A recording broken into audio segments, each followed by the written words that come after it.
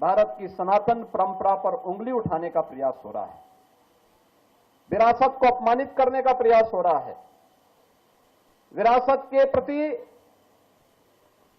समाज की दृष्टि को कमतर करने का कुत्सित प्रयास हो रहा है। लेकिन इनसे सब भूल गए कि जो सनातन नहीं मिटा था, रावण के अहंकार से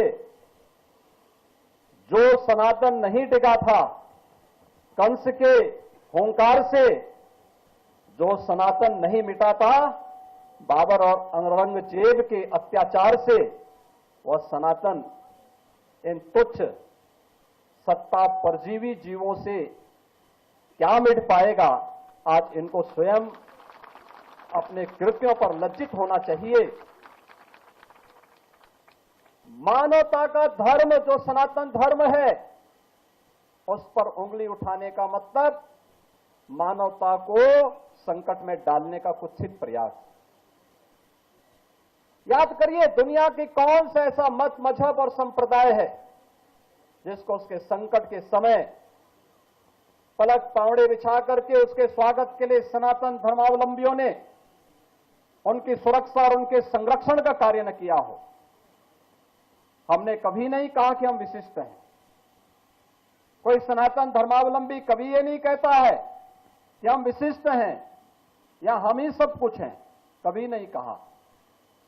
हमने तो कहा एकम सद विप्रा बहुधा वदंती, सत्य एक है और विद्वान लोग उसको अलग अलग, महापुरुष लोग उसको अलग अलग भावों से देखते हैं, अलग अलग रास्ते से उसका अनुकरण करते हैं। इस सब के बावजूद भी अगर जिसकी समझ में नहीं आता है, अपनी मूर्खतावश वह अगर सूर्य की तरफ थूकने का प्रयास कर रहा है, तो सूर्य पे उसका थूक नहीं पहुंचेगा, उसके सिर पे स्वयं गिरेगा और उसे, उसको और उसकी आने वाली पीढ़ी को स्वयं लज्जित होना पड़ेगा। हमें भारत की परंपरा पर गौरव की अनुभूति करनी चाहिए। दुनिया को मानवीय कल्याण के मार्ग पर चलने वाली, प्रेरणा देने वाले सनातन धर्म की परंपरा पर गौरव की अनुभूति करनी चाहिए। ये भारत की राष्ट्रीयता का प्रतीक है, भारत को एक नई प्रेरणा देने का माध्यम है, दुनिया के अंदर मानवता के कल्याण का मार्ग प्रशस्त करने वाला माध्यम बनता है। और यही कारण है कि आजादी के अमृत महोत्सव के उपरांत अमृत काल के प्रथम वर्ष में जब भारत दुनिया का G20 के देशों का प्रतिनिधित्व प्रधानमंत्री मोदी जी के नेतृत्व में कर रहा है, तो भारत ने G20 का थीम भी दिया वसुधैव कुटुंबकम का।